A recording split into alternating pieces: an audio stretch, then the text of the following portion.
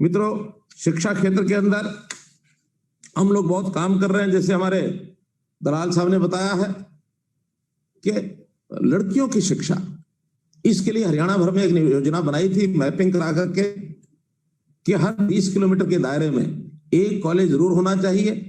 और हम कॉलेज खोलने के बाद आगे इतने बढ़े कि वो दायरा हमारा 20 के बाद 15 किलोमीटर तक भी आ गया है। 15 किलोमीटर के दायरे में अब एक महिलाओं का प्राइवेट कॉलेज अथवा सरकारी कॉलेज अवश्य है।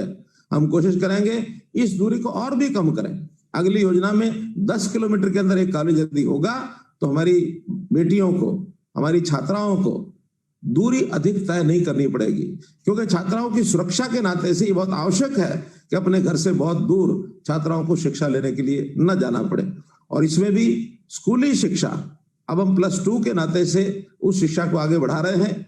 नई हमारी जो शिक्षा नीति आई है, उस नई शिक्षा नीति में कुछ स्थानों पर KG to PG ये प्रयोग भी हम करने वाले हैं। एक ही स्थान पर बच्चा KG में दाखिल हो, PG तक वहीं पढ़ता चला जाए, ताकि पढ़ाई की जो निरंतरता वो वहां बनी रहे। हमारे साधनों की उसमें बचत होती है। उसी में हमारे जो पढ़ाने वाले जो हमारे अध्यापक प्राध्यापक है, इनको भी क्लास कॉम्बिनेशन का अच्छा लाभ मिलता है। तो कई योजनाएं नई शिक्षा नीति के अंदर जो बनाई जा रही हैं, उसमें बहुत आमूलचूल परिवर्तन, भारतीय शिक्षा पद्धति ये एक प्रकार का उसमें डाला गया है। अब वो शिक्षा नहीं है जो पहले कभी अंग्रेजों के टाइम पर मैकाले जी ने हमको दी थी। मैकाले ने 3R एजुकेशन, तो इसलिए ये जो 3R एजुकेशन का सिलसिला अंग्रेजों ने शुरू किया था, रीडिंग, राइटिंग एंड अर्थमेटिक, इसमें से केवल क्लर्क्स बनाने के अलावा और कुछ नहीं था। हमारे यहाँ रोजगार के नाते से जो शिक्षा की आवश्यकता होनी चाहिए थी वो उस समय नहीं दी गई। इसके बाद इंडस्ट्रियल एजुकेशन, इंडस्ट्रियल ट्रेनिंग ये भी हमारे यहाँ प्रदेश में, देश में शुरू की गई। औद्योगिकी के नाते से IT की शिक्षा का बहुत प्रसार हमने किया है, लेकिन अभी भी स्किलिंग की बहुत बड़ी आवश्यकता है।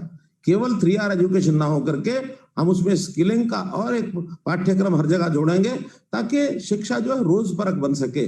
शिक्षा के साथ साथ कुछ करना अगर सीख जाए, कोई कुशलता एक नौजवान में आती है, तो अपने रोजगार को वो ठीक से कर सकता है। इसी प्रकार संस्कार होना बहुत आवश्यक है।